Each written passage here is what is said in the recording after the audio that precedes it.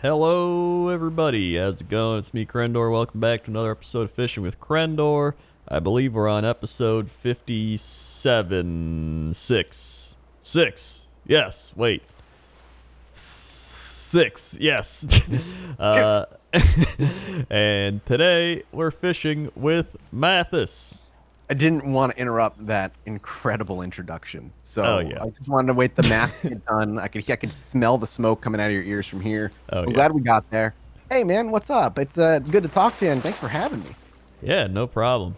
It's crazy because look, I couldn't even remember what episode I was on when I was on episode 10, and now I'm over halfway to 100. What episode of top 10 pointless? Hey, excuse me. Uh-oh. Foaming elemental. The elemental's gonna kill you. I do pointless top 10s, yes. Yes. What episode of that are you on? Oh, I have no idea. I don't keep track of those. I literally just do pointless top 10 insert thing. Yep, So. whatever works. Okay, so they're not numbered. All right. No, I don't know they're how not. I never noticed that before. I've watched so many of them, but I just never Really? noticed. You've actually watched them? It's not like one of those spam emails where hey, Crendor, we love insert episode 123 of WoW leveling. Dude, I don't know about you. My favorite ones are the ones where they reference the videos from 2015. And you're like, what, you are watching my Don't Starve videos now? Yeah, it just randomly picks a video from your library to be love it. We've all gotten the ones where they forget to finish the script and it's just a block of text. It's insert name here. Yeah.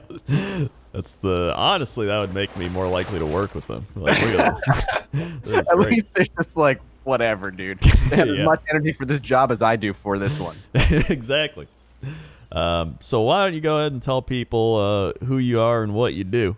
Yeah, that's a long answer, I think. Well, I'm on the internet, I'm pretty much just known as Mathas or MathasGames. As far as what I do, I have a gaming channel where I put your typical kind of Let's Play stuff up there, about a video every other day or so. I also have, what else do I do? I think that's all I do. No, that's not all I do. I also have, obviously, a couple of D&D streams that I'm a part of. I run a Vampire the Masquerade campaign for a Twitch channel called Roll For It. I've also got a new Vampire the Masquerade campaign coming out next month. I also have my own D&D channel called Lost Initiative that Crendor here has been a part of in the past. That's true. Where we do D&D games on Wednesday, and then on top of all that, I also am part of the Chilluminati Podcast, which I imagine at this point is probably what most people now know me for, which is both awesome and infuriating. Yeah, that's it's actually pretty funny because I think most people now, whenever I hear Mathis, it's people bring up Chilluminati. Yeah, it's everywhere. Anytime I'm recognized in a chat room, it's just I love Chilluminati, and that's the best feeling in the world because it's only been around for a little over 2 years. But at the same time, I'm I've been on the internet for 10 years. Yeah, well, it's one of those things where everybody needs that one big thing, right? Yep. For me, it was WoW, but it's but I guess I did mine pretty early, and now I've just kind of branched out and it's kind of chill. But it's weird because you're kind of the opposite, where you kind of did this big grind, and then everyone's ooh, a chill podcast that you don't have to do that much that's effort. really what it was. Is I grinded for years until I could finally pay my bills with it, and then I kind of just slowly grinded and grew enough to keep myself kind of afloat with a little bit of extra cash. I did that for about literally 7 or 8 years, and then I started the Chilluminati, and within 2 years it was making more money than all my other things combined. Just wow. and it does, to give you an idea, my videos on YouTube, a typical Let's Play video of my popular series, will say, is 4,000 views, right? Mm-hmm. It's not great, but it's enough to where the channel brings in a decent amount, and I can afford to live my life doing this. But then I go and look at Chilluminati numbers, and every episode does between 40 and 50,000 listens. Oh yeah, it's just not even comparable. It's it's insane how some things you put all this effort into end up being oh, whatever, and then something else where you're I'll just kind of throw this out there, and everyone's we love it. Yeah, how many times have you and I, probably in our careers, been asked, what's the secret? How do you do it? what's the thing you have to be doing to make it? And I don't. Okay, really? I'm trying to have a very water important element conversation roasting with you. my friend Eric here. And if you can just not murder me, thank you. All right, as I was saying. Yes. Go ahead and get the fishing line back out there. There's no answer because who fucking knows? I don't know how I don't know how this industry works. Like, you and I joined, I think, around the same time. When did you put up your like first video? January of 2009. Okay, so I came on the scene about a year and a half later. I was early 2011. All right. Was mine. So we kind of came in at the same time. At that point, competition was minimal. Oh yeah, I used to be a top 1,000 YouTuber. And even then, when competition was low, it was still a fucking like hard as hell, and no one really understood how any of it worked. And a lot of people seem to just make it for making it, and some people seemed like they put all their all in and they made it. Like it's really hard. And now I can't even imagine trying to get into it now. Yeah, no, it's become more of a you have to diversify in order to make it now. Like, it's not just about like I want to be a YouTuber. It's more of like I want to be an online entertainer more than anything. Yeah, you're very right. That is definitely, there is no surviving without doing that, because but there was a time. There was a time where YouTube was your all. Oh, yeah. There was a time where before Adpocalypse 1.0 happened, I was feeling good. Like, everything was doing really well. Mm-hmm. And then Adpocalypse happened, and I all of a sudden had no other sources of income. And I realized I needed to diversify or I was going to sink. I always say it, but TB was the one who like got me to start diversifying, because he would always be like, 5 sources of income. You need at least 5 sources. Yeah, it was already. Yeah, TV was preaching that pretty heavily in the Discord group at some point. Skype group. Man, yeah. Oh God, I miss John. God, I would love to hear his thoughts on like the industry now. I can probably already hear his thoughts. Yeah, I can too. Just a bunch of bullshit, and he's pissed off. And oh God, it's crazy though. Like I was saying, you're right. Back then with YouTube, it was more like YouTube is the thing you do. I'm a YouTuber, blah blah. Mm-hmm. And now it's like, I think of like all the things where it's like podcasts, YouTube, Twitch, merchandise, sponsorship. Like there's like, that's 5 right there, and I could probably name some more, just like random stuff. But it really seems like right now, especially too, as I don't know what you guys talk about on these things, because I know it's different for everybody, but like, one of my passions and one of the things I truly love is this industry. I really, really do, and I could talk about it forever. But like the past few years, especially as I've diversified even further from Twitch and YouTube to kind of re-dive into podcasting after taking a break after Roundtable Live, is just how big podcasting still is and likely will be for a long time. Now, I won't say forever, because nothing lasts forever. But podcasting is just on-demand radio. That's all it is. Yeah. And there's a lot more stability in podcasting than there is, at least in YouTube, because in podcasting, you are not fighting an algorithm, right? Mm-hmm. It's a decentralized medium. So anytime you put out an episode, it goes out to a bajillion different apps, and none of them have an algorithm telling you like, well, we're not going to alert you because you didn't watch the last, or you didn't listen to the last podcast. You get a bing no matter what. And so that alone changes the landscape, because when you when you go to YouTube, you're not just putting out videos and, trying to hit the common ground of like the people that you want to entertain. You also are playing the algorithm game, the thumbnail game, the SEO tags. Like if you truly are trying to get into YouTube for that reason, it's a goddamn puzzle that can't be solved, but you still have to try and solve it anyway. It's just a mess. It is a mess. That water elemental is going to attack you. Yeah, that's the YouTube monetization system fighting you. Yeah, it is. YouTube's like, stop talking. Sorry, I didn't mean to go on a rant of friggin' YouTube there, though. But no, it's fine. Honestly, you're saying, I don't know what you talk about in this show, but honestly, it's kind of just a whatever. I always said it's more of like, I enjoy it being 2 guys out in a boat and like 2 old men just fishing. That's how I always pictured this show. And I've seen a few of the episodes, and then I recently watched the Dan one, which was interesting. Yep, the Dan. Well, obviously we all are really good friends with Dan here, and Dan is notoriously to himself. He likes to ask questions. He does not like to answer them. Right. So I wanted to listen just because, like, Dan on a personal level is a wildly different person. Like when you get him, one-on-one and you're just kind of hanging out with him as, an individual, you get the real Dan. But like we all do on this, you put on a persona, and Dan's is very much, I'm going to just kind of learn everything I can about you while telling you nothing about me. Yeah, right. Yeah, it was definitely fun. I mean, he did get some questions in about me here and there, but I think I kept him on track a little bit. I got to, you knew you were going into. Yeah, I learned a lot about him that I didn't really know, and that's what I wanted to get out of it. Yeah. And that's kind of what I enjoy about this show, is I get to learn more about people than I think I know about them. Yeah, that's true. I mean, do you remember when we first met? I do. Was it? Actually, well, I remember like real life was PAX East. Yes. Or South. East, South. Ooh, it was an East. It was an East because it was in a Polaris booth back when they still had money. Oh, that's right. Yeah, I remember that. Yeah, we sat down. I'd known you obviously just from your content, but I don't know if you had known me at that point. I'm not gonna lie, I don't know if I'd known you. I think it would make sense that you didn't, or maybe tangentially like related to Ryan. Yeah, that's possible. I think I'd either heard of you or I'd seen like maybe some things but yeah, I remember now. I remember that Polaris booth. Yeah.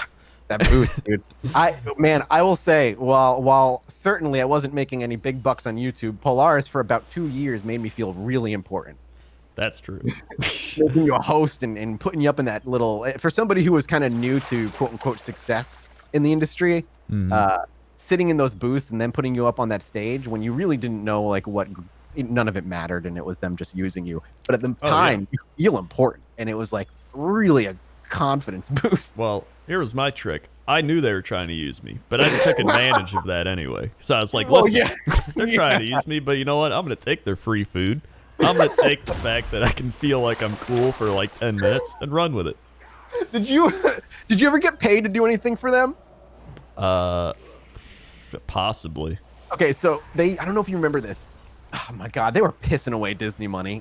Fucking great. I'm not with them anymore. They don't exist, so I can just say this shit. Yeah. Dude, there was a. Oh my God, it's thundered outside. This Polaris, like. Yeah, they're fucking pissed. They're mad. the ghost of the Shays coming over, who made billions of dollars selling their company. But I remember it was. Oh shit, my brain. I lost. What were we talking about? Well, that's what happens when you hit 30. It's all downhill mentally.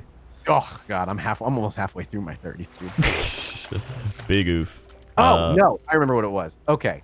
Polaris wasting money. Polaris had very special shows on that Verizon app. Oh yeah, I remember that. Yeah. So there was for those who don't know, Polaris, Maker, TGS, whatever you want to call them, and their end dates. It's the evolution of all those. Yeah, exactly. It was just the evolution of all of that. But there was a time where they were really just making exclusive deals with weird companies, and one of them, Verizon, for a hot minute had a weird streaming app for mobile only. And the Maker had made a deal with them to produce a bunch of shows, and they had a similar deal for like, oh God, what was that Roku type app, but not actually Roku. Sling? Yeah. Sling. That's what it was. Yeah. Oh God, Sling. And I got paid to be on a game show that was exclusively on Sling for like 5 or 6 episodes, and they paid you like it was like $200 per episode. But it was like the easiest like 15 minutes of your life. You basically came on. They did not warm you up. They did not prep you. And it was supposed to be this improv thing, except everybody on the show was terrible at it. And it was just like awful, cringy ramblings for 5 episodes, and just made a couple hundred. Like that's what they were doing with Disney's money at the end. Oh yeah. No, I don't trust any networks or like big groups like that to do anything creative. No, not at all. It's because most of the people working on those things just went to like business school, and they're just like, so business school here. Yeah, they're like, here's the algorithm and the mathematics and this pie graph I have here. And I remember because I think there was a time me and Jesse went to the actual like studio in LA. Oh boy. And we're walking around. What a magically disgusting place. It's something. And we like went in, and then we like saw the people working, quotation marks working, AKA all hanging out and just talking to each other while one person was probably doing some emails. You know it's bad when even I work harder than you. That's when it's getting rough. And so I remember going around and blah blah, and then I think Dodger was recording like a friend zone. Oh man! And so I'd always like try to film that for non-content and be like, hey look, it's friend zone. And I remember because would they yell at you to do that? Oh no, it was one of those things where they had like the recording lights on. I'm like, oh, I'm gonna go film in here, and they'd be like, no, you can't, no, and I just did it. Like, what are you gonna do? What are you gonna fucking do? Tear my contract up? And so I walked in. I just walked in a circle and filmed it and walked out, and everyone was like, ah, and that was it. Awesome. And then later on, they were like, there's a bunch of people in a little group like talking about business strategy or something, and then the one guy was like, hey, you guys want to meet the crew? And I was like, not really. And Jesse was like, not really. And he's like, oh, okay. And I was like, they don't give a shit about us. Dude, I'm so glad like I met all you guys, because like out of everybody that in the YouTube sphere, it's just like you're all the realest of like you're actually who you are. You know what I mean? Like, oh yeah, you're all exactly who you put yourself out to be. Oh come on, man. Well, I would say just doing this for 11 years kind of wears you down. It does. You become jaded in many different ways. Mm-hmm. That's why I'll see people be like, guys, it's my like 4 or 5 year anniversary on YouTube, and I'm like, dude, it's not even half my career. I've seen some shit. I've seen the rise and fall of Rome. I've been through the Dark Ages, the prehistoric age. I think we're hitting like the industrial age now. You think back, it's like I remember the Paleo-Tobuscus era, followed by the rise of PewDiePie and Markiplier. Or the old Yogs cast circa 2000. There's some fun stuff in there. I have some warm nostalgic memories of that time on YouTube because, unlike you, I wasn't really in with like, you know, everybody who was doing it. I wasn't really making a true effort like job-wise at until like 2013 is when I first kind of got my first quote-unquote real break. Right. But around that time, like I was just watching all of you, you know, like for the longest time, you were my comfort food. You as in like, you know, that circle of people. I was your comfort food. You were comfort food. You know, TGS podcast for the longest time. You know, there was a point in my life where, you know, everybody, I feel like a lot of YouTubers have a very similar origin story of like things were rough for a long time.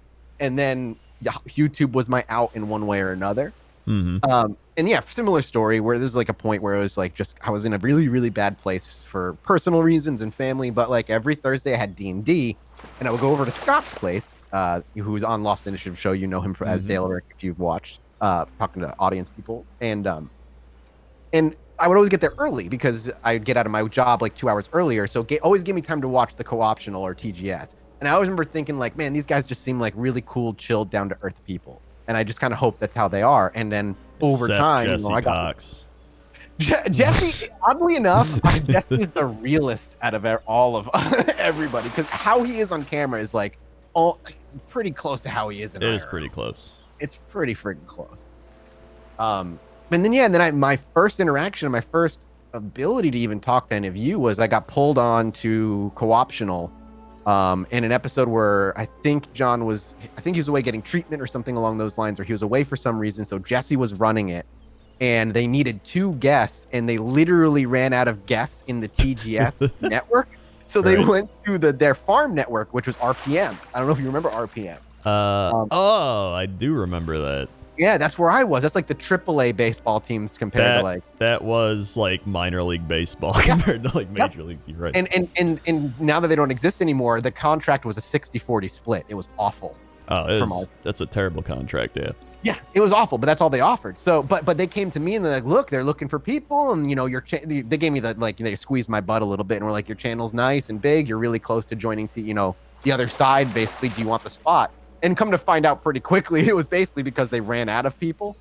And but that was my first time meeting Jesse and Dodger. And from there, I mean, just like over the years, I kind of met everybody and I wormed my way in. You bitches couldn't stop me.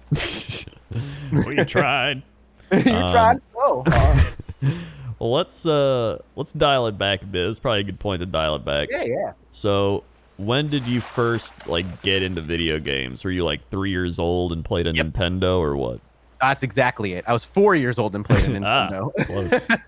Yeah, I was very young. I was at my grandfather's house, and he had an NES, and I played. I believe it was Adventure Island or something like that. It was like the caveman on a skateboard game.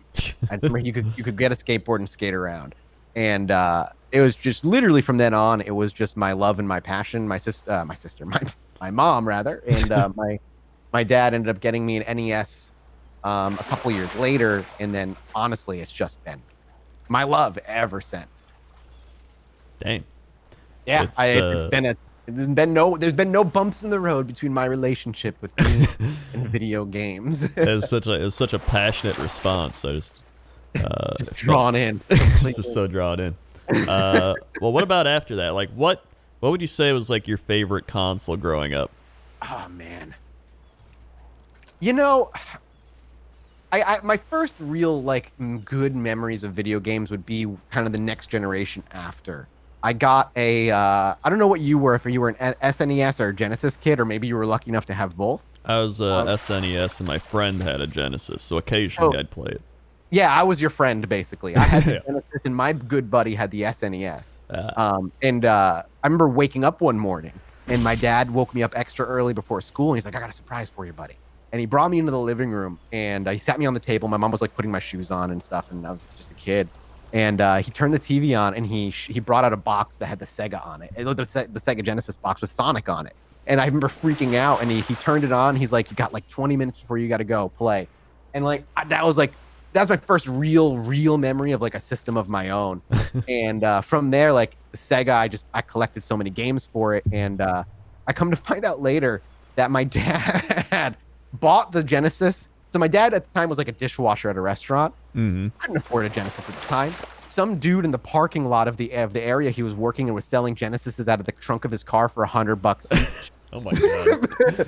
Very clearly stolen, and my dad was just like, no questions, none asked. He just fucking paid $100 and just took one home. And I didn't. I mean, that's great. I think that's hilarious. But yeah, after that, I mean, you know, you don't really develop a taste like for a genre of game until much later. Mm-hmm. And I think the N64 era is where I really developed my love for kind of adventure style games. Obviously, Zelda Ocarina of Time, like one of my favorite games ever. It changed the way I looked at video games. Like the open Hyrule Field it might as well have been big as Red Dead Redemption 2's map in my child's mind. Like that map was enormous to me. And that's where I think began to feel the potential of what you could do and like the adventures you could have. And from there, like kind of RPGs and big open world games were really my kind of shtick. And then MMOs came into the scene a little later.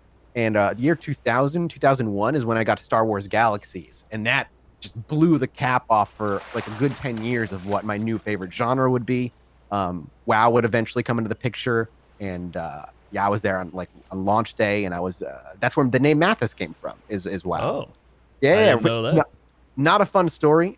He's just a human warlock where I hit randomize name, and I got Matthias, and I deleted the I. Dude, we have such similar naming stories. That does not surprise me. Mine was I was making my priest. I'd already gotten my orc hunter to 60, and I wanted to make a priest because everyone needed healers. And so I randomized like Crendor, and I deleted the N and replaced the K with a C. And I was like, this sounds good. Yep, there you go. That's it. That's all it takes, dude. And then it was your name for fucking ever. Yep. Forever. Do you think you've been referred to more as Crendor now and then as your actual name? I'd say so. Even people I knew in like high school and stuff call me Crendor. Yeah. In fact, it's to the point where like outside of like close friends or like people I know close, when people say when people don't call me Crendor, I'm like, what? They'll be like, hey Eric, and I'm like, what? Oh yeah, that's me. What? It's so weird. But you know, it's all those things where like I'm glad I had that name. I'm glad I wasn't like WoW Warrior 784 or some shit. Or like something stupid like OMFG Kata. Yeah, thank God. Idiot. Yeah, who would do that? Yeah, It's the same, man. Like for me, I think Mathis has kind of just been my moniker for so long now that it's just kind of what I've been mostly called. And Yep. I'm curious how you feel about that actually, because I have mixed feelings on it. I don't know if I like that or not. It's cool and it's not. You know what I mean? I mean, I like it. Yeah. I honestly don't really care. Why don't you like it? I don't know. It's just it's almost like it's a weird identity thing for my poor brain. It's just like, am I, it's like, am I Mathis? Am I Mike? Are we one and the same? Because like when I go into recording mode, or even just going under like this interview with you with this, it's like the minute you hit the record button, for me something just flips and my voice changes a bit. I have like just I'm not trying to have more energy. What's up, gamers? Oh yeah. Oh my god. I'm so glad I didn't become one of those. I tried though. I tried a couple times to become one of those gamers. I played Honey Pop, my man. Come on. Well, I mean, listen, I probably would have played Honey Pop, put it up the thing if I didn't think it'd get like copyright struck. Honey Pop did really well. It did. Copyright strike. You just got to put your face in front of the thing. The thing with like Let's Plays now is I feel like if you're gonna Let's Play something, you're better off streaming it. Yep, I actually agree. Yeah, that was something I kind of struggled with for a while because like YouTube was the place to do Let's Plays for the longest time of that nature, and the shift over was slow and steady, and obviously with YouTube changing its algorithm. Yeah, no, you're right. You need to do something unique on YouTube now. You can't just you can do the unedited stuff, but that's a place where Twitch is for now. Yeah, and even then, like normally if I upload unedited stuff, it's just like here's my VOD of Blood Bowl from Twitch or like something like that. Exactly. It's a shame, man. I miss old YouTube in a lot of ways, but like it's also good that there's more out there and competition to drive creativity. Yeah, I mean that's kind of why. This has only happened recently, but I've kind of like started looping around how like I started YouTube for like machinimas and making my stories and doing all that, and then I got more into Let's Plays and I got more like collaborations and then blah blah, and now I've kind of looped back around to the point where I have so many other like platforms like Twitch and podcasts or whatever that I can kind of do what I want with YouTube and not really care.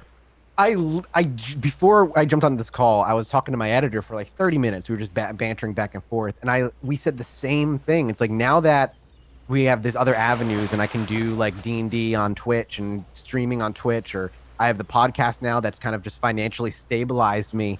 Now I can kind of come back to YouTube with a much more broad and open mindset and start doing like the stuff that I wanted to do from day one, like the scripted stuff that if I didn't do Let's Plays, never would have gotten seen in the first place because it just like was the popular thing at the time. But now you can come back, like you say, you can come back and start doing that stuff again and have that freedom to be creative again. Yeah, and that's something that I've kind of missed for a long time because it's like I just made a pointless top 10 like a couple weeks ago, and I was like, wow, this just feels great. Like I just enjoyed doing it. I didn't even care like if it got 1 view or like 1 billion views. I was like, I'm gonna make it because I want to make it. And it was just fun. Plus, like, just like I'll make a video being like, I'm gonna talk about WoW holidays. But like, I don't make something like, all right, guys, what's gonna get the most views this week? Right. It's more just like, hey, you know what? Something popped up on the alpha, like a new gnome beards or some shit. I'm like, screw it, I'll talk about it. Yeah, like, just having fun. Would you say it was Cox and Crendor that kind of gave you that breath? No, just the mix of being able to just explore everything else. Yeah, I mean, if anything, Twitch probably did it. Yeah, that's fair. But the thing with Twitch is like, I can only stream so long until my brain fries out. Even as somebody who's not a crazy streamer or anything, I'm not like Sam where he streams like 12 hours a day. Sam isn't normal. That's true. He's not. I love him to death, and I miss him dearly, but he's not a normal human. The other thing I started was Warhammer. In fact, Warhammer is probably what did it. I've watched a few of your Warhammer streams just as a lurker, just because it's the chillest shit, and I love that stuff. Well, thank you. I actually have my Warhammer Crendor YouTube channel now. Oh, I didn't even know. Yeah, it's. I just made a video about it like 5 days ago, being like, hey, I have my channel over here, and it's like slowly growing. But the thing is, like, that's kind of, it has that same feel as when I started this channel because it's very like hobby focus. Like, I'm doing those videos because I enjoy them. I don't care if they make money or not. I just really enjoy Warhammer, and I have for a year now. I think back, you know, and a lot of these thoughts are interconnected, so bear with my ADHD brain. Oh, yeah. But like, you just think, you know, thinking back about, like, you talk about the channel and not, you know, just chasing the numbers. And that's the scary thing, right? Like, for I think a lot of us old-timey YouTubers anyway, like, the channel started as a hobby. For me, the thing that got me into YouTube, if anybody wants to hear my origin YouTube story, is like 2011. I had dropped out of college, and I was basically at home taking care of family emergencies that need to be taken care of. And I didn't really have like an outlet. I was working at the restaurant basically full time and kind of going back and forth with my sister as we took care of things at home. And eventually, like, my friend actually introduced me to competitive StarCraft 2. And that hooked me. I freaking loved it. And I watched it all the time. And eventually got to the point where I was watching the videos and I'm like, this doesn't look hard. I can do this. Like, what's so special about these people commentating over these games? And this was like back in the day where I'd watch like HD StarCraft and Husky and oh god, there was one more I used to watch. I can't remember. There's a few others, but so I started doing it, and I very quickly realized how difficult it was. So I would cheat. I would download the replay, watch the replay a couple times, and then record it and commentate as though I, you know, had good predictions and stuff. And you know, it worked for a little bit. Eventually, I found like, for fuck's sake. Hang on a second here. I just gotta trying to tell a story. I'm trying to talk about my times back in StarCraft.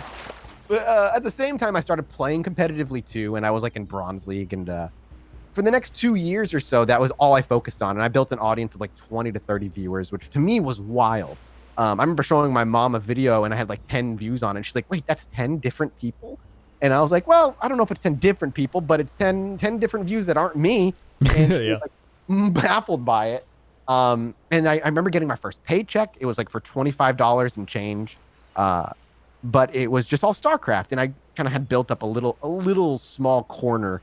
And then what ended up happening is about 2 years later, I discovered Project Zomboid, like as a game. And it was my first introduction to a game like that. That was not about the graphics. It was more about the simulation and the gameplay and like the difficulty of the game and stuff. And I was just entranced with it. I loved zombies, and it was before Zombie Apocalypse was overdone. And I loved it so much that I had the urge like to just like, I want to make a video. So I recorded a video just showing off the game, and it got picked up randomly by an indie game website. And again, at the time, my videos were doing at most maybe 40 or 50 views if they were popular on my channel. And all of a sudden, I had a video that did 16,000 views in 2 weeks. And I was just blown away. I was like, whoa, wait a minute. What? This can happen?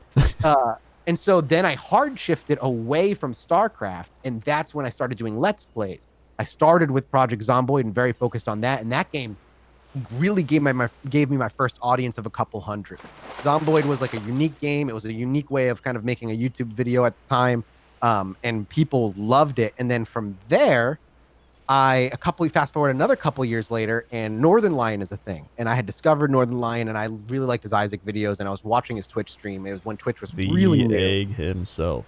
The egg himself. The infamous egg. Which you should actually absolutely, if you're interested in like this kind of stuff, just gonna plug something of his. I love Ryan to death. Go listen to Check the Wire podcast. It's him and Dan talking about inside baseball YouTube stuff. It's great. And if you want any insight into that stuff, I highly suggest. Or you could listen to Fishing with Crendor, Northernlion episode 30 something. All right. Well, you can do both. Or you can do both.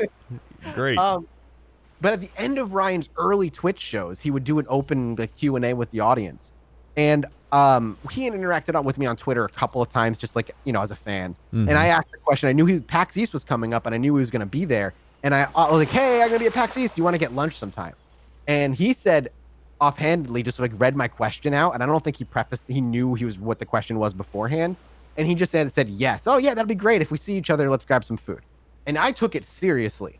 And he did not. He confessed to me later on, like, he was just being polite.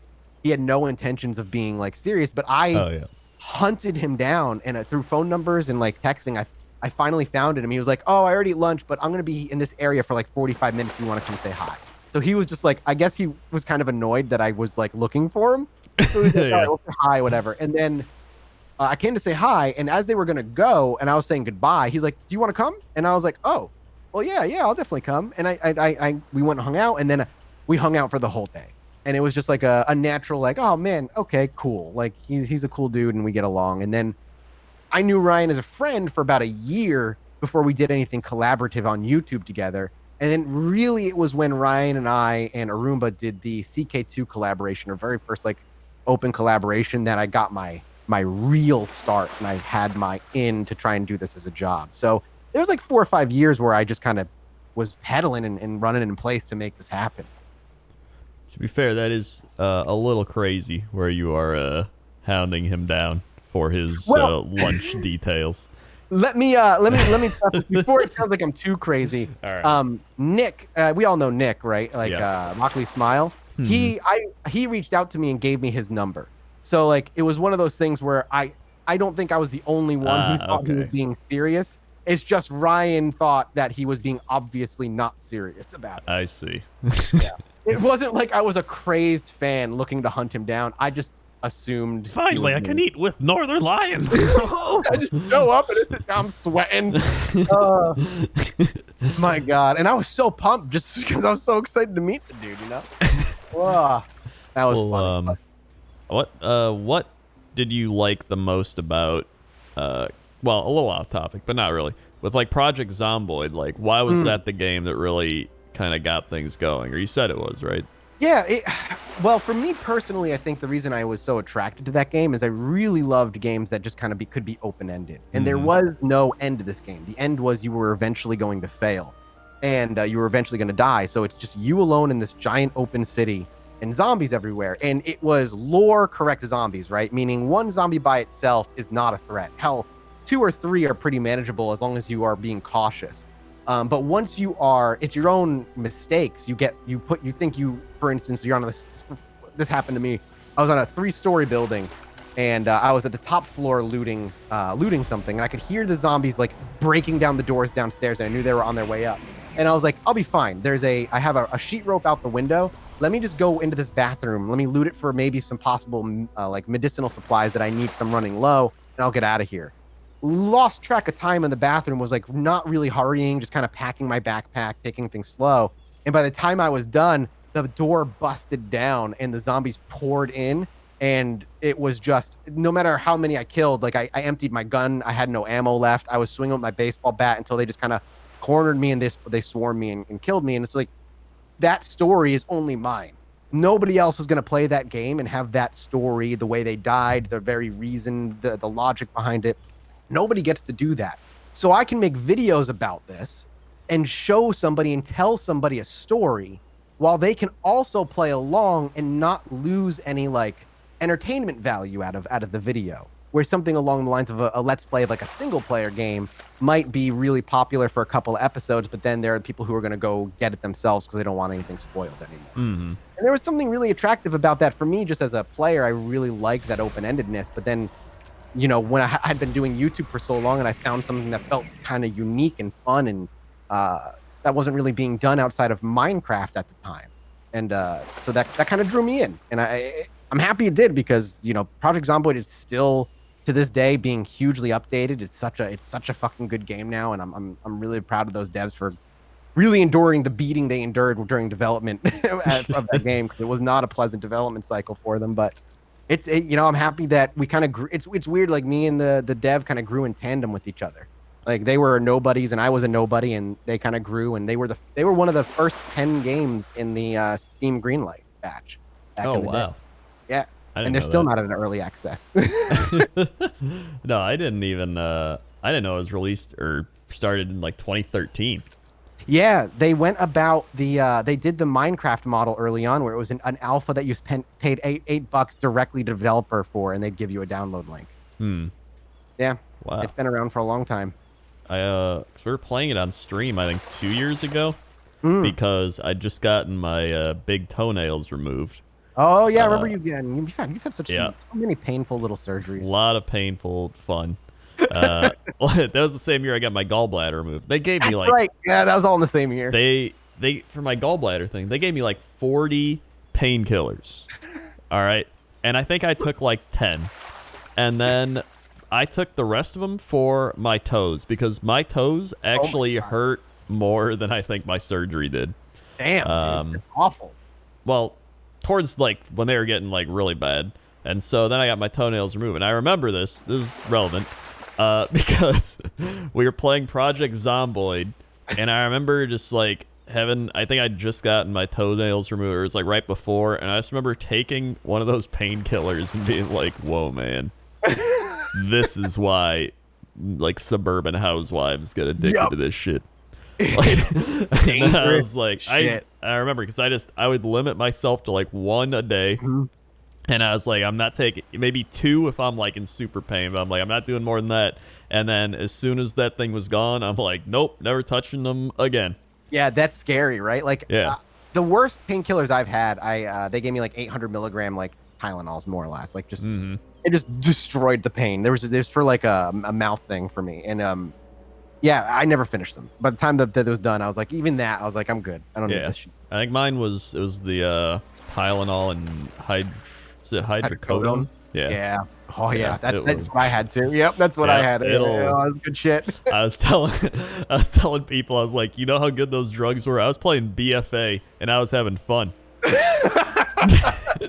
It was crazy. I was thinking back on Warlord and Crendor with pleasant memories. I was like, dude, this is great. It was like, oh my god, what was happening to me? Oh, dude, I'm not. I mean, we all have our vices. I'm a weed boy, but that's not a surprise.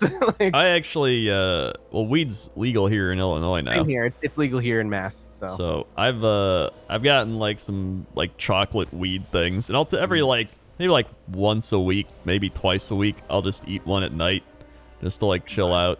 And it's great. You know, you just take your weed, and then you're just like, whoa, man, I'm high now. It's wonderful for my insomnia, basically. It's like I'm a once-a-nighter, more or less. Hell yeah, look at this. achievement after achievement, dude. Incredible. No, I'll do it a lot to help me sleep, too. If I'm like, I don't think I'm going to sleep well, I'll be like, I'll take one tonight. Yep, I love it. I'm not a big drinker or any of that stuff. I don't like drinking. It's just never been fun. I enjoy alcoholic beverages. Yeah, but I would say it like as in the DARE program or something. Have you been drinking alcoholic beverages? But I'm not like crazy. I'll have DARE? Do you miss DARE? What? DARE, the DARE programs. Do you miss it? Oh, I mean, I don't know. I had it in school and then I never saw it again. So it's not like you never have like plays and stuff put on for you and stuff. No. Oh my God! Maybe I had special programs. Maybe I remember they put on plays. Special programs. The kids, they'd give them a script. We'd be gone for the whole day so we could practice the play. So at the end of the day, people could come watch. I did not have that. Yeah, it was wild. Huh. Well, I mean, I don't drink like crazy stuff. I'll have like one beer or a glass of wine a day, or like every other day. Yeah, that's normal. Yeah, no, I'm not like, time for my daily bottle. Where's my 6-pack? Yeah, no. Pabst Blue Ribbon, please.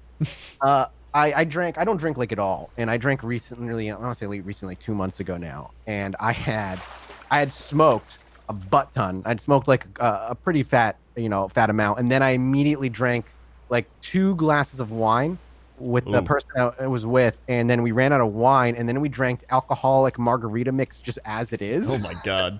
Oh what are you God, doing? Dude! I was sitting there, and it was a nice time talking and just hanging out. And then I was like, I gotta pee. And I just stood up, stoned and drunk, and the world rocked in such a way that I had never felt in my life. It just felt like there was no ground beneath my feet.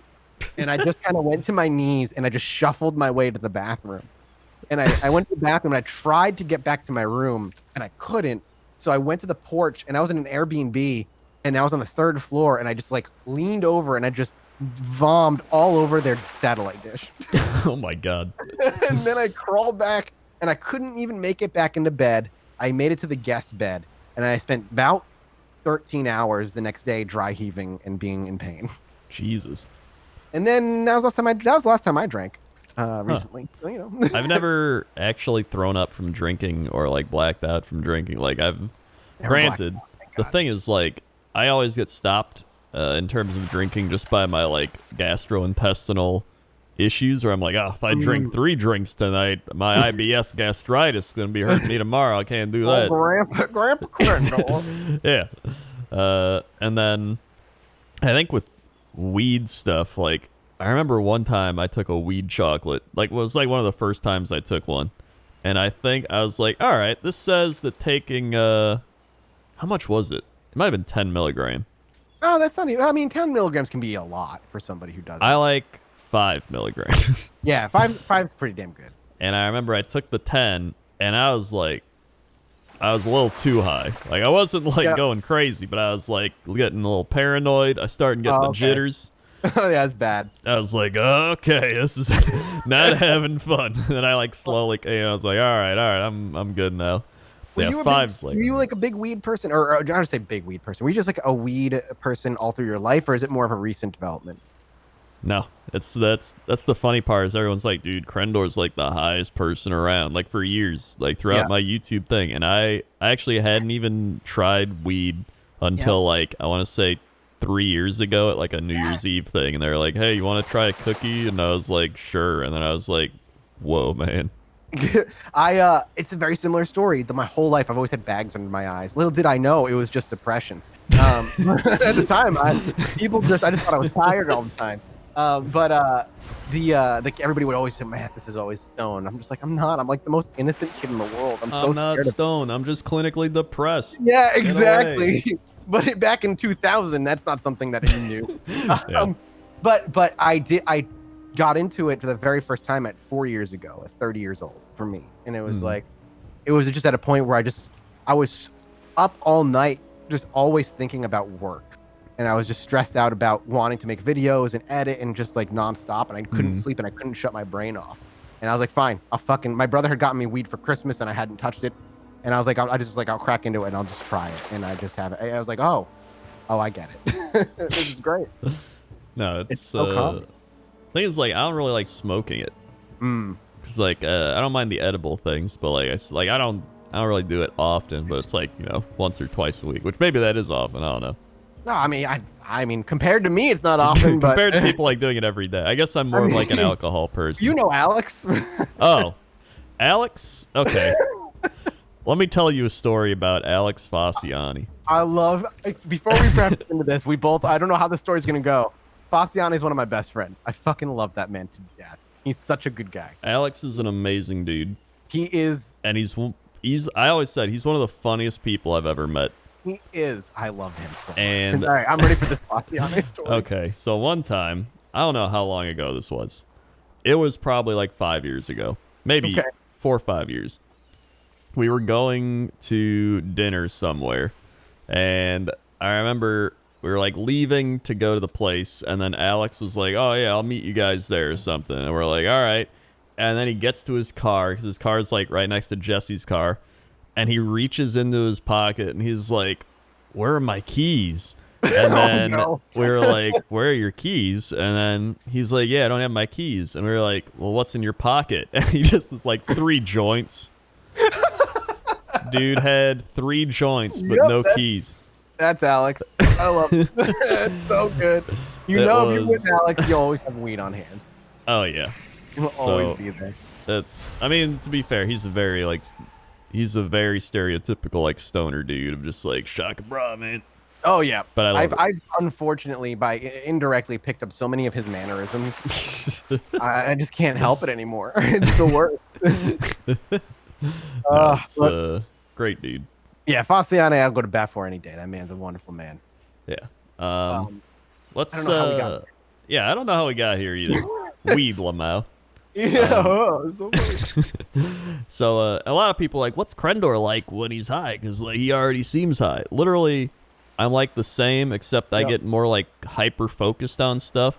Like if I'm building Warhammer, and I get like high, I'll just like do it, and then I'm like, oh, I think I'm high.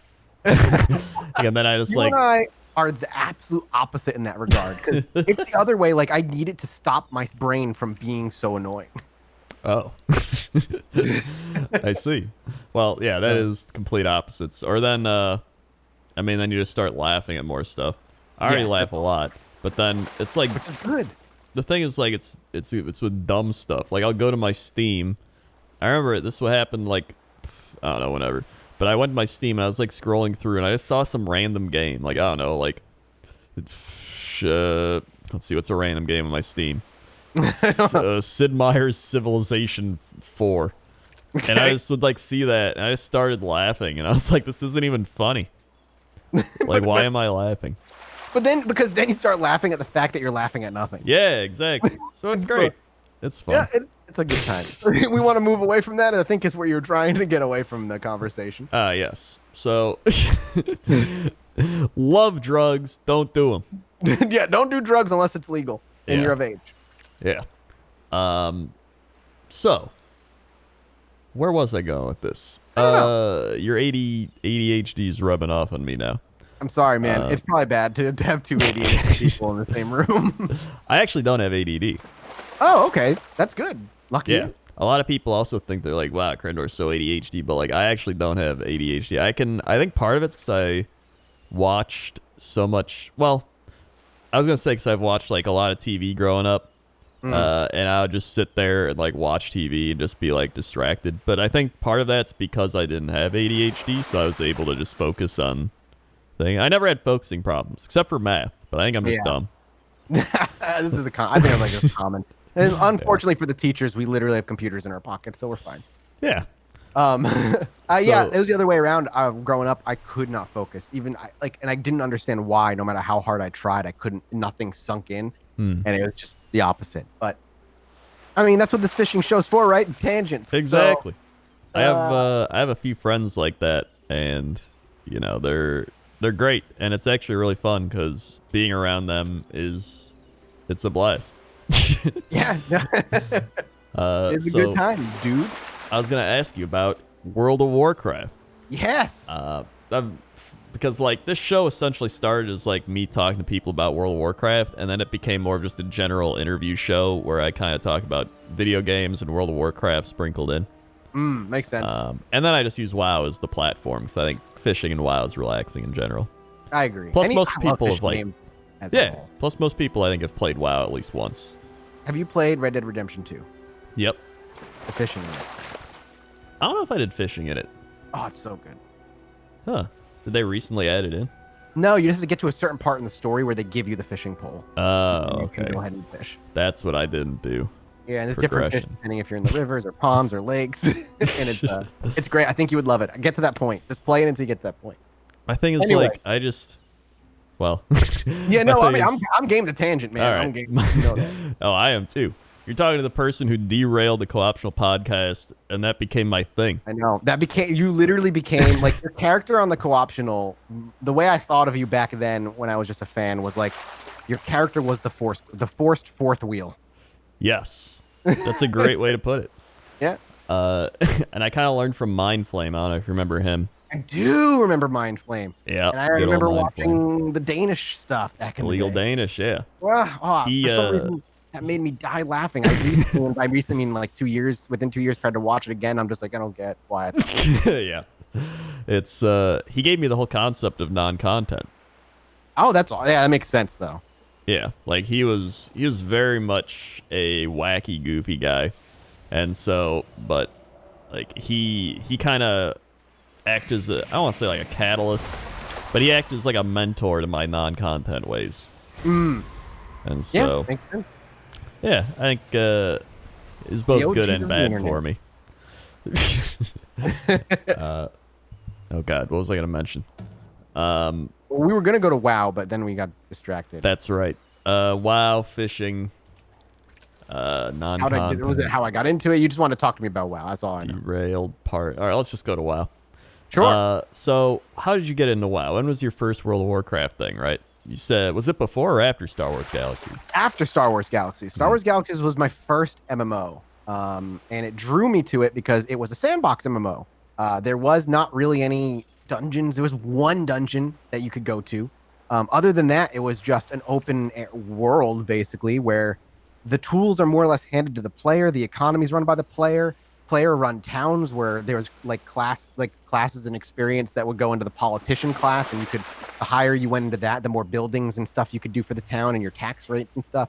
There was a lot to love in Star Wars Galaxies, but then Blizzard obviously came around the corner with WoW, and this was the first kind of theme park MMO really in existence. EverQuest being the kind of the first, but WoW popularized it.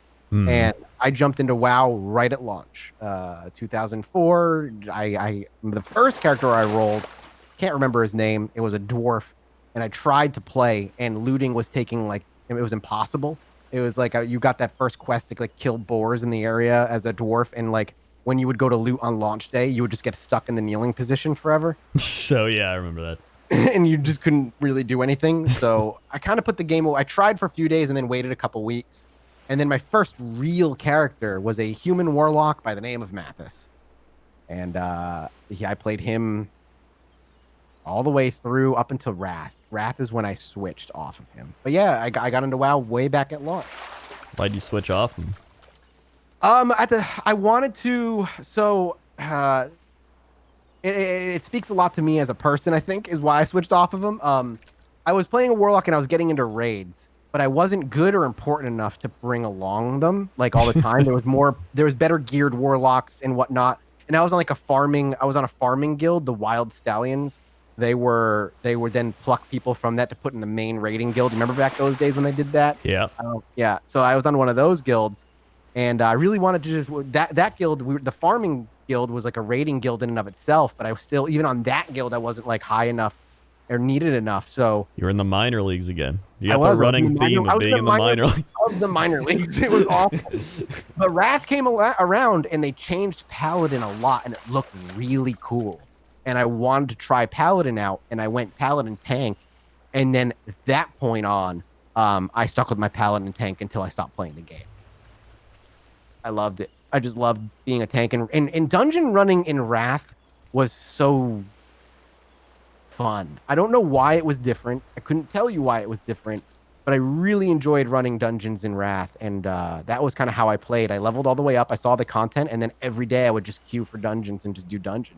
Well, that's when they added the dungeon finder. Yep.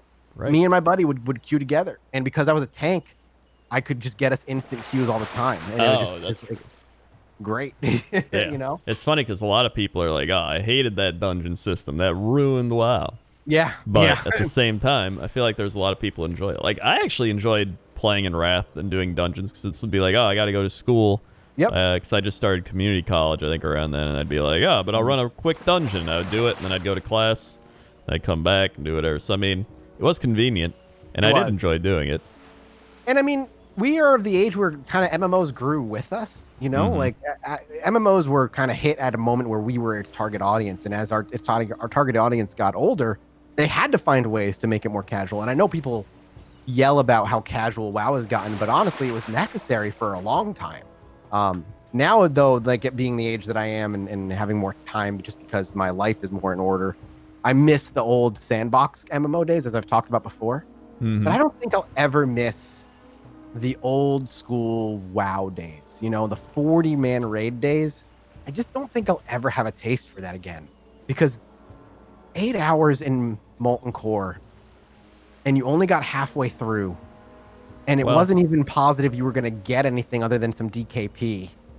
Yeah. Was not fun, no matter how much I wish it was. I will say that classic WoW, we pretty much cleared Molten Core in like an hour and a half. And part of that is not us. Part of it's due because so many people played private servers, so many people learned about how the dungeons work and like everything over the years, and people just gotten better at the game. While back then, it was such a new experience for everyone that it was like, you know, if you cleared Molten Core, you're like, oh my god, these people know what they're doing. Yeah, it was, because again, we were you also got to keep in mind we were on the farming team of the guild, so like our Molten Core runs were just fucking slapdash, haphazard, and it was like if we could get through a few bosses, it was a success. Mm-hmm. But I mean, like what you're looking at me wearing right now, like this used to be a dungeon set. Oh, this was this a raid set? Was this the first raid set? That was dungeon like 0.5. Yeah, like tier 0.5. Yeah, but I can't remember. Yeah, I remember this just being like super hard to attain, this stuff, and how important it was just to have it to go on the raids, and then you had to go do the goddamn raid attunement quests and. Oh yeah, the attunements. God, I don't like. I look back and I have fond memories, but I have fond memories because for me, It was my escape from the hell that was my life, and I felt like I had importance online. I feel like that's a lot of people. It's just it was an escape. Yep, it's exactly what it was. So I mean, my WoW thing was all through high school. Like WoW came out my freshman year of high school, and so that was like, ooh, I don't have to do homework. I don't have to make friends in school. I can just play WoW. Yeah, honestly, that was my first. It was my first like realization of having real online friends. Yeah. Like I remember jumping onto Ventrilo every day, just to hang out with my guild and talk and chat and just chill. Yeah, I actually played Star Wars Galaxies that summer. I think it was like 2004, the summer of 2004. Did they have levels at that point? I don't remember, but I do remember shortly after I started playing, maybe like a few months, that's when some patch hit and everyone was like, this game is ruined. Yeah, maybe you know more about that. Yeah, that's before that. Yeah, you talk about the NCU, which was the new combat update, and the NGU, which is the new game update. Basically, the way that game used to operate is there was no classes. You walked in as an open slate with all the skill trees available to you, and as you did things, you got experience relevant to those skill trees, and then you would pick which trees and what abilities you wanted. So you could specialize. And if you ever wanted to change, you could forget everything and then start grinding out something new. And you could not be a Jedi or a Force user. It was they were in the game, but they were a special character slot you had to unlock by mastering 3 random professions that were assigned to your character at character creation that you did not know, and you did not know which professions they were. And there were like 12 or 13 different ones, and mastering one of them took like 100 hours. So it was all super hard. So by the end of it, there was only like, by the time that came around, the new game update came around and the village update came around, there was only like 3 Jedi or should I say Force users on my server. And the way you could find out what professions to master to unlock your Force sensitive character slot was you'd have to go to Dathomir and hunt Force witches or whatever you call them. They're not Force witches, but witches of Dathomir more or less. And they had a 0.1 or something like that % chance to drop a holocron. And a holocron can only be used one time. And when you use it, it tells you one of the 3 professions you have to master to unlock the character slot. So there was this whole side industry of these people who would farm these things and sell them for exorbitant amounts of money. So getting one was hard because they would just be farmed out all the time. And even when you were farming them, there was no guarantee of them dropping in the first place. And then when you use them, they became inert and nobody could use them again. It was wild, but it was a whole different world. And but then as time went on, the first thing they did is they introduced the Force Village, which got rid of that Force system and introduced a village that would go through weekly cycles of a max up to 6 weeks before it would reset. And in that week cycle, you had to do a bunch of different quests before the week changed. And if you didn't, you were stuck at that week and you had to wait 5 more weeks for the game to cycle back around. And once you met all of the phases, it's kind of like early phasing, honestly, that WoW uses now.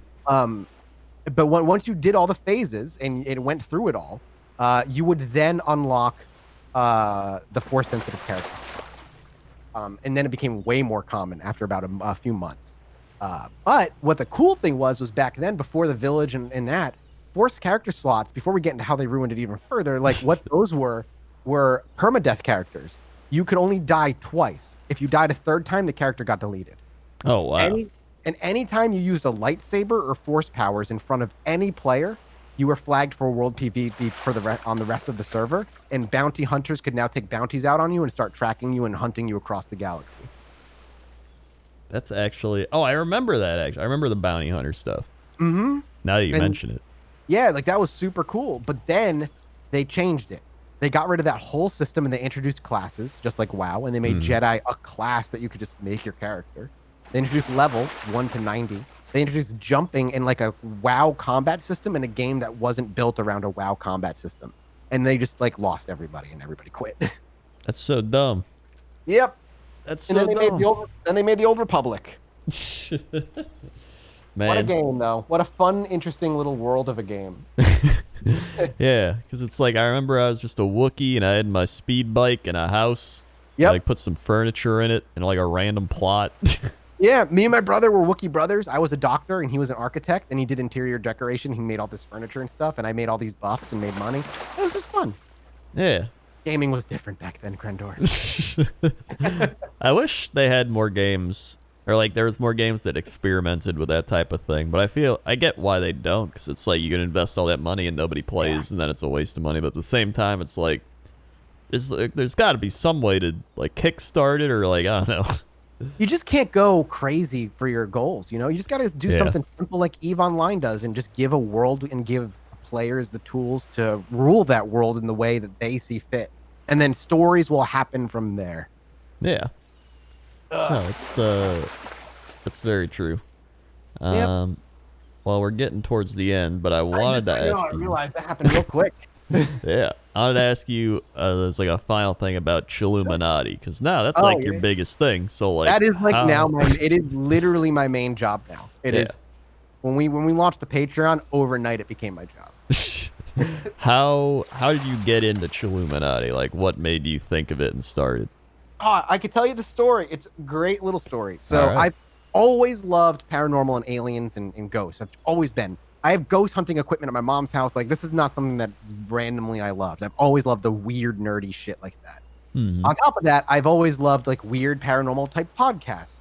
And I've always wanted to do, like, after Roundtable ended, I've always wanted to get back into podcasting, because Roundtable kind of showed me the potential of podcasting as a whole. Mm-hmm. So I really wanted to get into it, and I've really wanted to do the kind of like a paranormal one, like some of the ones that I really like. And I was kind of batting the idea around with somebody, and I was kind of like being down on the idea, and they were just like, no, it's a cool idea, just like do it. And I was like, all right, well, I'll think about it. And then it was at a PAX South that we went to go sit in on it was definitely a PAX South. We went to go sit on a Scary Game Squad show. And I was watching the show, and I was, Scary Game Squads are great. They're just they're all four of them are fucking great dudes. I was just watching, and something just clicked where I was watching, and I was like, Jesse and Alex, that's who. I was like, I can be the center. I'm not that funny, but I can be the center and I can host. But Alex would be the dude who would be into it, like into the conspiracies, and Jesse would be the skeptic that would just balance everything out. And even if I'm bad, I already know Jesse and Alex have great chemistry together. So even if I stay, like, if they want to continue this, and like, I'm like, this isn't jiving, I can step out. Maybe at least there'll be a new podcast like that we can listen to or something, just like worst case scenario situation.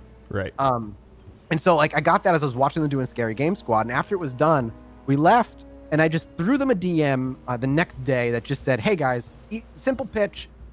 You can say no if you want to, but it's just something I've been batting around. Comedy paranormal podcast where we cover true crime stuff like that. We kind of take a lighthearted attempt at it, but we do the actual research. And I don't want to start heavy. I just want to start once or twice a month, just to see how it goes and see if it's something you guys like, if it's up your alley, and if it works out. And Alex responded with diamond emojis. I'll never forget. I assume that meant yes. And Jesse says, that sounds cool. I'm in. And I kind of put it together, and I really wanted the first episode to be something kind of digestible, nothing wildly weird, and a story that maybe people were familiar with, but one where I could kind of see how the three of us were going to work together, because beyond co-optional podcast and knowing Jesse just kind of as on a personal level, me and Jesse had never really done anything together. And on Alex's side, I definitely never had done anything with Alex before. I just kind of knew him a bit through Jirard and Jesse and Dodger and stuff. He was more of an acquaintance. But we jumped in, and so I did the Amityville Horror for episode 1, something, like I said, pretty straightforward, and one that was easily, like, there wasn't gonna be a lot of debating in terms of like whether it was haunted or just some crazed guy. Mm-hmm. And I remember we did the episode, and I personally was like, that was really good, because you usually expect the first episode to be kind of really choppy, and a little bumpy with the idea, the core of the idea there, and like promising, but still like, okay, this could use some work. But I remember being done with it and just being like, that felt really good. And like I listened back to it, I was editing it, and I was like, yeah, no, I don't know if I'm crazy or just I'm really, really hopeful. But I feel like this was a great episode 1. And then we did episode 2 2 weeks later, after episode 1 dropped, and there was a really good response to it. Episode 2, we did Skinwalkers, and that solidified it for me. I walked out of the Skinwalker episode going, this is great. Like, even if it doesn't pop off, this is super fun, and it's so natural, and it just feels like the three of us hanging out, riffing on something with the like to give you an idea of how much work goes into each episode, leading up to the episode, the Roswell, we're doing Roswell right now. Roswell is going to be like a 3-parter, at least.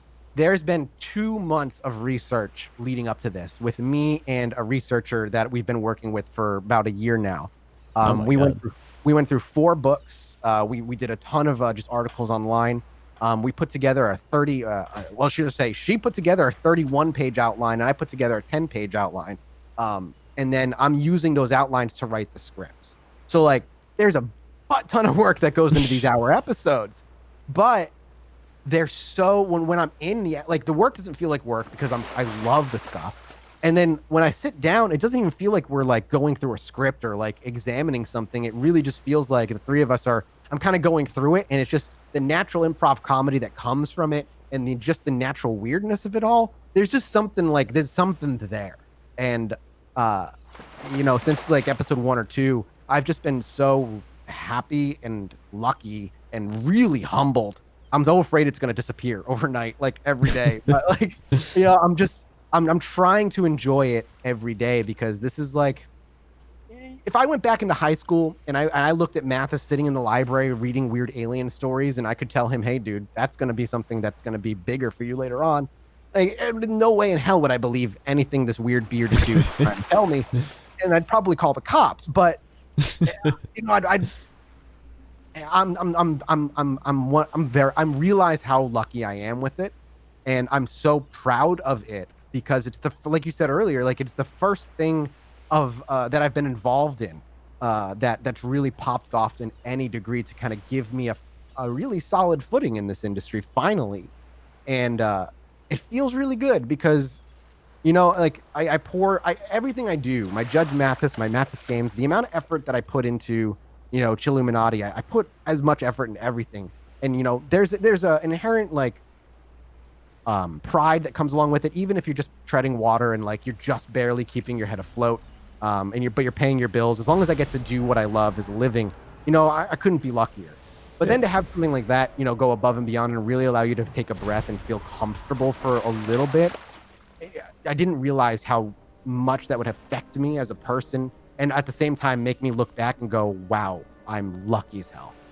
And Chilluminati's allowed me to do that. Not to go on this weird preach about Chilluminati, but Chilluminati has been life-changing for me. And, it's hard for me to not look at that podcast and be so nervous that it's going to go away, but still so happy that I got even a chance to do it for as many years now, 2 years that we have. And it's just been, it's awesome when you get to do something that you love as your job, Yeah. You and I can preach that all day long, and it doesn't change. Like, it never gets, it always is so good. And I'm always so happy about that.